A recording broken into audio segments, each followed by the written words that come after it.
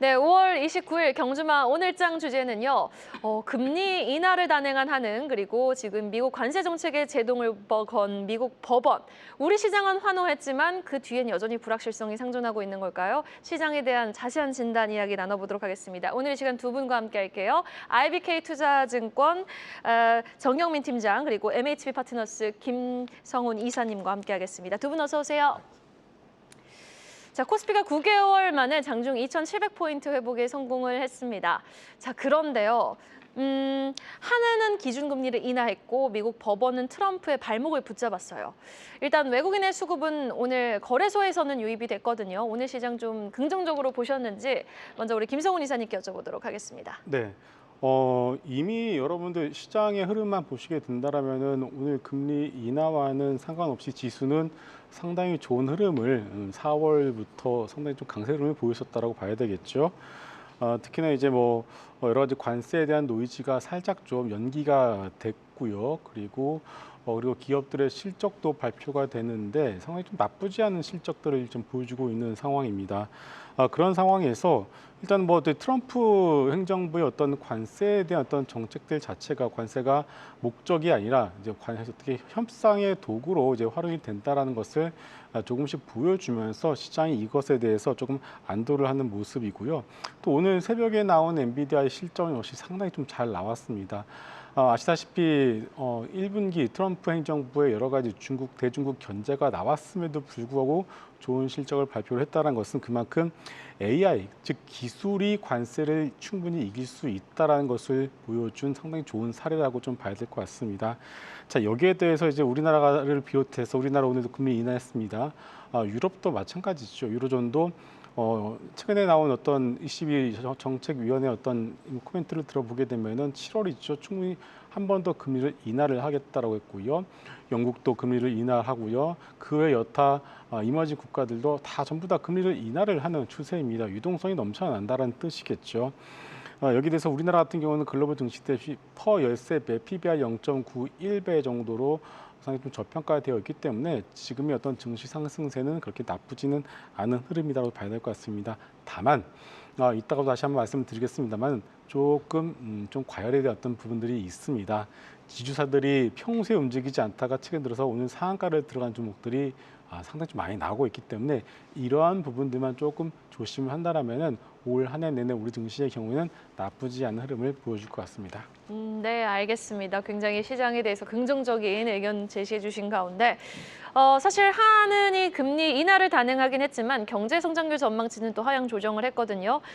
이 가운데 뭐 수출에 대한 불확실성도 여전히 좀 대두되고 있는 상황 속에서 우리 정경민 팀장님은 전반적인 시장 상황 오늘 또 어떻게 보셨는지 궁금하네요. 네, 뭐 저는 그런 생각도 들었어요. 뭐 GDP에 문제가 생겨서 뭐 수출이 이제 뭐 떨어지는 그런 상황이 온다면 그거를 이제 뭐 수출을 이제 다시금 이제 부각을 시켜서 GDP를 회복하기 위한 이제 그런 정책을 정부에 우리가 좀 요구할 수 있고 기대해 볼 수 있는 점이 아닌가라는 좀 생각이 들었습니다. 그 시점이 다행히도 이제 새 정부와 함께 한다라는 점에서 좀 다행이다라는 생각도 좀 가지고 있고요. 현재 시장의 반등은 호재가 막 이렇게 부각되고 호재가 출현해서 나온 게 아니라 예전에 있었던 부각됐었던 그런 악재들이 후퇴하는 그런 시점에서 나온다는 점을 좀 기인해 봤을 때 저는 뭐 관세 협상안도 뭐 이제 많이 좀 이렇게 시장에 반영된 게 아닌가라는 생각을 다시 한번 좀 하게 됐고요.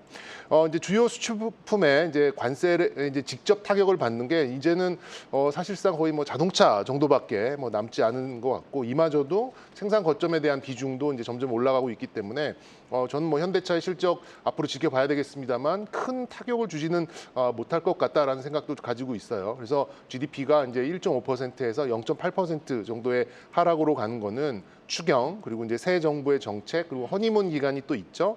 그리고 뭐 부양책 이런 것들을 통해서 뭐 충분히 상쇄를 가능한 이제 그런 노력이 나올 것이고 그런 노력에 우리 시장이 좀 반응을 오늘처럼 어느 정도는 지속성을 가지고 좀 해줄 가능성이 높기 때문에 뭐 이 이슈를 가지고 지금 갖고 있는 주식을 다 팔아버리거나 뭐 이렇게 이 이슈를 너무 또 부각시키거나 그러기보다는 그냥 지금 시장 분위기에 순응하는 이제 그런 포지션이 더 어울리. 올리는 이제 그런 전략이 아닐까라는 말씀 드려보고 싶습니다. 네, 알겠습니다. 자, 그리고 일단 한은의 이 만장일치 금리 인하 결정, 과연 우리 환율과 또 외국인의 수급 여건에는 어떤 지금 요소가 될지도 궁금하거든요, 김성훈 이사님. 네. 일단 외국인 수급만 놓고 본다라면은 이 환율과 어떤 정책들 이것을 다 차치하고서라도 작년 7월 고점을 찍은 이후에 외국인들이 주구장창 이제 팔아댔고요. 어떻게 보면 2023년 말 수준으로 거의 회귀를 한 상황입니다. 글로벌리 봤을 때 우리나라 증시의 경우에는 쉽게 말해서 우리가 빈집이라는 표현을 이제 쓸 수가 있을 것 같아요. 약간의 모멘텀만 주어진다라면은 외국인들이 언제든지 들어올 수 있는 그런 소위 말해서 빈집이 됐다라고 좀 말씀을 드릴 수 있을 것 같고요. 그렇다면 우리가 어떤 모멘텀을 좀 기대를 해볼 수 있냐? 뭐 다 아시다시피 밸류에 대한 어떤 모멘텀도 있겠습니다만은 역시나 환율도 무시를 못할 것 같습니다. 얼마 전만 하더라도 환율이 1,300원, 50원을 넘어서면서 이거 참 한국은행이 금리를 인하를 할 수가 있겠냐라는 어떤 그런 의구심이 있었던 것도 사실인데요. 트럼프 행정부 들어서 어느 정도 관세에 대한 어떤 이슈가 부각이 되면서 달러 인덱스가 100을 쉽게 넘지 못하는 날이 반복이 되어 가고 있습니다. 여기에 엔화의 흐름 역시도 어느 정도 이제 금리 인상에 대한 부분들이 좀 부각이 되다 보니까 역시나 달러 값이 그렇게 크게 강세로 돌아가지 못하는 것을 확인을 하자마자 바로 원달러 즉 원화의 가치가 그래도 1,300원대로 내려오면서 한국은행으로 하여금 좀 더 운신의 폭을 넓혀준 상황입니다. 이것을 놓고 봤을 때 일단 금리 인하의 어떤 여력 자체는 상당히 좀 안정적으로 우리가 가져갈 수 있다라고 볼 수가 있겠고요. 또 하나 추경 역시도 이전에 12조 원을 넘어서서 추가적인 어떤 추경 역시도 우리가 가능하다라는 것을 봤을 때 외국인의 입장에서 봤을 때는 빈집 더하기 그리고 어떤 여러 가지 어떤 유동성 그리고 밸류에 대한 모멘텀을 더해서 놓고 본다라면은 충분히 어떤 환율 효과까지 더해서 우리 시장에 대한 어떤 관심을 충분히 가져가 볼 수 있는 그런 어떤 구간이지 않나 이렇게 보고 있습니다. 자, 그리고 또 트럼프 행정부의 관세 관련해서 이제 제동이 걸려서일까요? 미국 선물 지수도 지금 급등을 하고 있는 상황인데 우리 시장에 계속해서 호재로 작용을 할지 아니면 또다시 불확실성으로 작용될 변수는 없을지 궁금해요. 정경민 팀장님. 네, 뭐 앞서 말씀드린 대로 이제 거기에 대해서 최악은 이미 가정을 하고 우리 시장이 반영을 시켰기 때문에 점점 그 이제 강도는 이렇게 점점 좀 약해질 거라고 생각이 들고요. 뭐 이제 완전히 소멸된 건 아니죠. 당연히 완전히 소멸된 건 아니지만 어쨌든 이 연방 법원의 견제가 작동한다는 그 사실만으로도 시장은 지금 환호를 하고 있기 때문에 근데 또 돌이켜 생각해 보면은 지금 트럼프가 취임한 이래로 뭐 제대로 된 게 있나 그 의도대로 제대로 된 게 뭐가 있나라고 조금 다시 생각하게 되고요. 결국 이제 이런 조치들은 미국의 인플레이션에 대한 이제 그 잠재적으로 높아질 압력을 좀 줄일 수 있는 이제 그런 여지를 좀 남겨놨고 그렇게 보다 보니까 우리나라가 오늘 기준금리 인하에도 불구하고 물론 좀 예상은 됐습니다만 지금 환율 굉장히 견조하게 1,370원대를 유지하고 있거든요. 그렇게 본다면 역시 이제 각국 주식시장에 이렇게 좀 곧바로 이런 부분이 좀 반영되고 있는 거로 좀 생각이 듭니다. 말씀드렸던 대로 악재의 소멸은 아니지만 악재 후퇴만으로도 시장이 지금 환호를 하고 있는 거고 직접적인 피해를 우려했었던 섹터 그러니까 말씀드렸던 뭐 자동차와 또 뭐 직접적인 또 영향권은 아닙니다만 뭐 신재생, 2차 전지 이런 쪽에서 어느 정도의 또 강세가 나왔었던 것들을 보면 지금 현재 시장의 수급 특징하고 좀 맞물려서 저는 뭐 시장에 대한 시각은 계속해서 좀 긍정적으로 가져가야 되지 않을까라는 말씀 드려보도록 하겠습니다. 한마디로 딱 정리를 해주셨네요. 악재 소멸이 아니라 악재 후퇴다. 고로 우리는 여전히 좀 주도주 중심의 상승을 기대해 봄직하다라고 말씀을 해주셨는데 같은 질문 또 우리 김성훈 이사님께 드려봐야 될 것 같아요. 오늘 자동차라든지 2차 전지 상승의 연속성을 보여주긴 했거든요. 현대차 같은 경우에는 4거래일 연속 양봉을 띄고는 있습니다. 그런데 오늘 또 주도주가 죽지 않았어요. 조방원 주도주가. 자, 현 시점에서 투자 전략 관련해서 좀 궁금해하실 분 많으실 것 같은데 어떻게 보십니까? 네. 현대차 같은 경우에는 조금 결이 다르죠. 충분한 캐시카우를 만들어내는 전 세계에서 가장 싼 자동차 완성차 업체임과 동시에 소위 말해서 이제 주주 가치에 대한 부분을 갖다가 그 어느 기업보다 잘할 수 있는 그런 섹터이고 기업이다라고 좀 봐야 될 것 같습니다. 그렇기 때문에 이 좀 자동차와 2차 전지를 좀 같이 붙여서 놓고 좀 보는 경향이 있는 것 같은데요. 좀 분리해서 보실 필요가 있다는 것을 좀 강조를 드리겠고요. 또 하나 이제 현대차 그룹 같은 경우에는 상당히 중요한 또 현대차 그룹만의 이벤트가 있죠. 바로 순환 출자 고리를 끊어내야 되는 그런 숙제도 가지고 있는 상황입니다. 그렇기 때문에 이런 것들을 놓고 봤을 때 전 세계에서 가장 싼, 특히나 현대모비스 같은 경우에는 퍼가 한 3배에서 4배 정도에다가 PBR도 0.5배에서 거래가 되고 있기 때문에 뭐 쉽게 말해서 그냥 사서 그냥 가져가시면은 언젠가는 무조건 먹는 그런 종목 중에 하나라고 좀 봐야 되겠죠.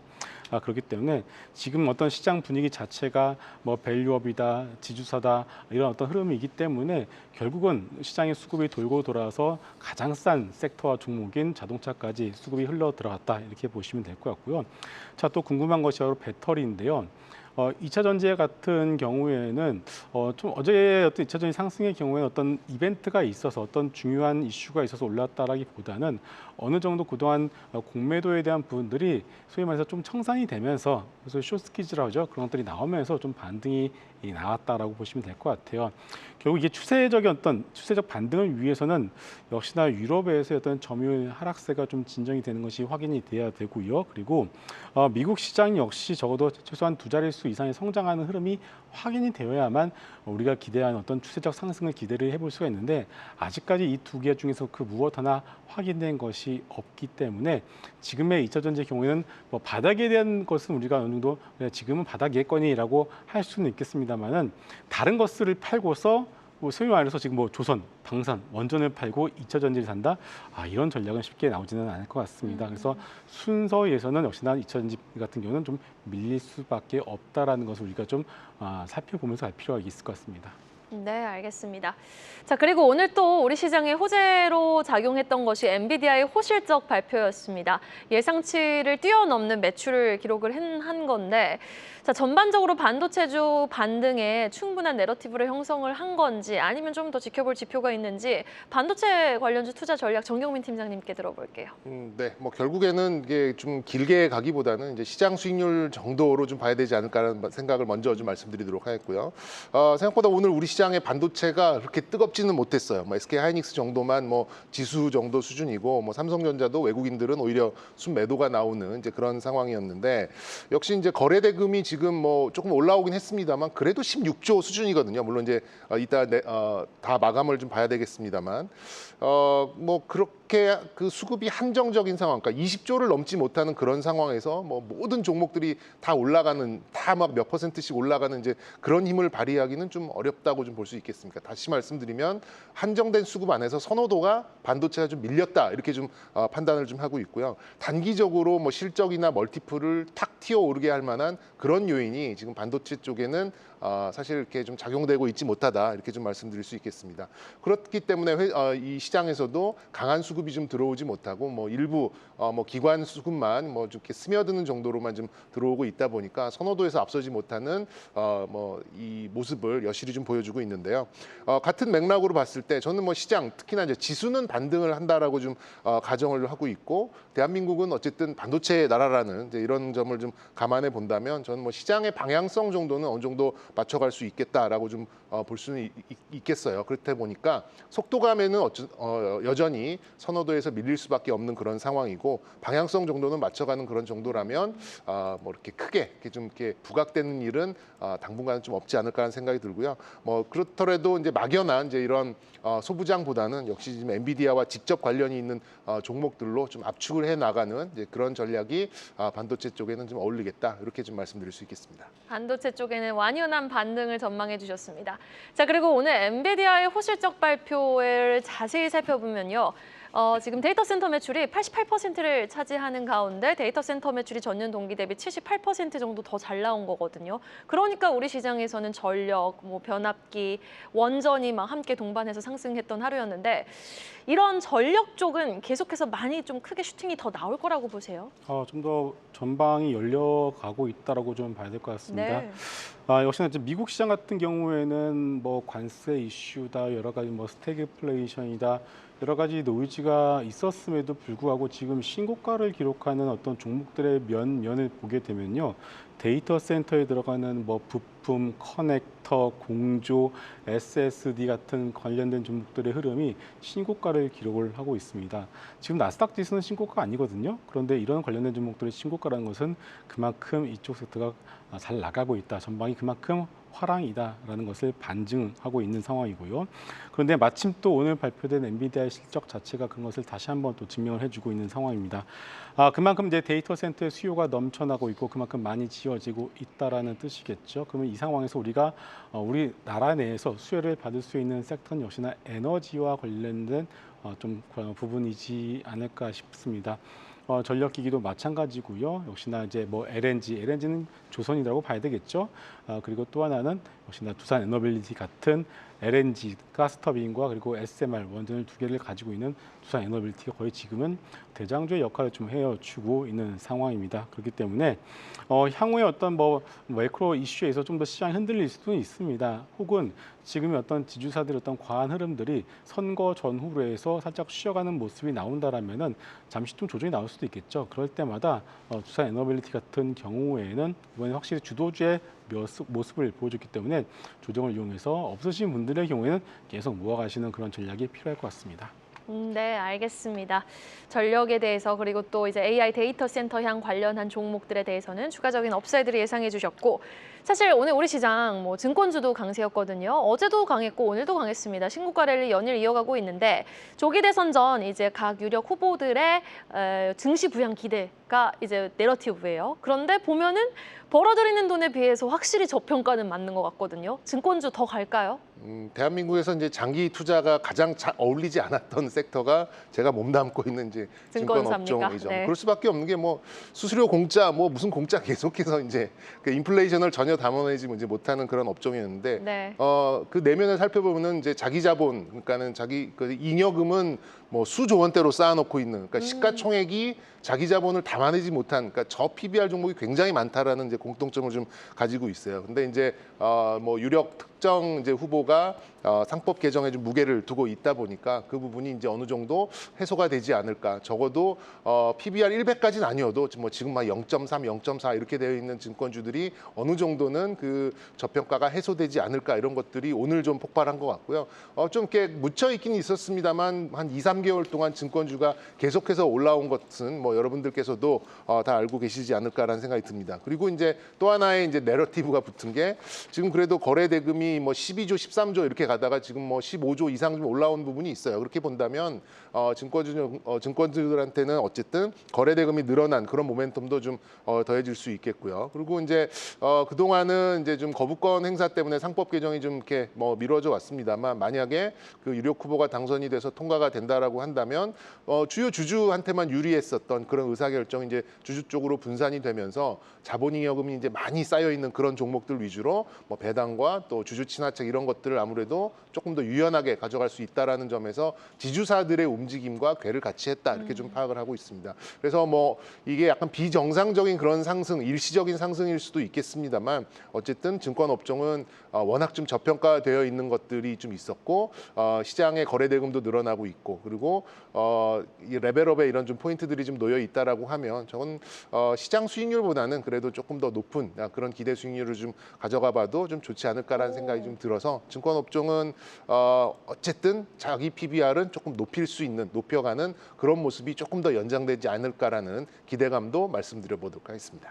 자, 그러면 증권주도 다양한데 네. 신고가 쓰고 있는 것도 있고 지금 뒤따라서 후행적으로 올라오는 것도 있는데 어떤 종목 가장 저는 뭐 가장 지금 대장으로 나오고 있는 게 그동안은 이제 키움증권, 뭐 삼성증권 이런 것들이었는데 오늘 보니까 미래에셋증권이 확 튀어가더라고요. 올라왔어요. 네, 뭐 그리고 뭐 상상인증권 이렇게 좀 중소형사는 뭐 상한가를 가는 종목도 좀 나오고 있는데요.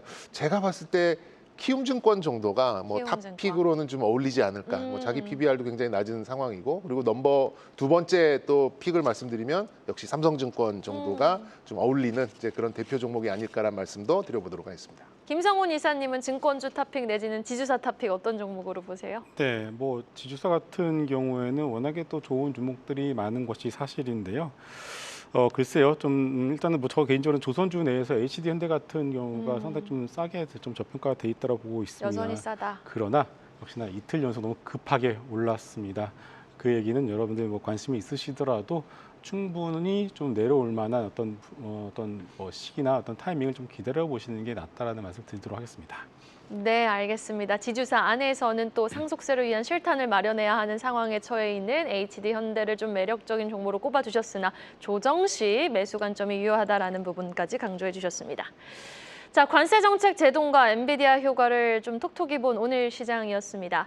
자, 이번 주 이제 마지막 시장이 열리는 내일장을 앞두고 우리는 또 전략을 어떻게 가져가 봄직한지 여전히 주도주가 에너지를 많이 응축하고 있는 거죠, 김성훈 이사님? 네, 어쨌든 간에 이제 우리나라 조선 그리고 방산, 원전의 경우에는요.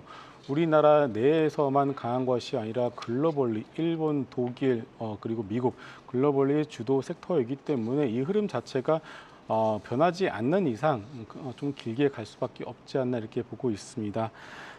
다만 좀 그 외에 우리나라만의 이벤트가 있죠. 바로 대선이 바로 코앞에 다가와 있습니다. 그리고 지금 상당히 좀 급등하고 있는 증권주들, 지주사들 이런 종목들의 경우에는 대선에 대한 기대감을 가지고서 하나의 테마가 단기에 형성이 돼서 이렇게 올라와 있는 부분들이 분명히 있습니다. 특히나 이런 지주사들 같은 경우에는 대주주들이 지분을 함부로 팔지 못한다는 점을 악용 아닌 악용을 이제 한 상황이고요. 특히나 물량 같은 경우가 잠겨 있는 상황이기 때문에 약간의 매수세만 가지고서도 주가가 급등이 나오는 그런 흐름이 나오기 쉽기 때문에 만약에 이런 것들에 좀 차익 매물이 나오게 된다면은 순식간에 지수가 또 무너질 수도 있어요. 그렇다면 보통 소위 세론이라고 하죠. 이벤트에 의해서 이것이 차익 매물이 나오게 된다면은 어제 여러분들 한번 조선방산 그리고 원전이 차익 매물이 한번 나왔을 때 어떻게 나오는지 한번 보셨을 것 같습니다.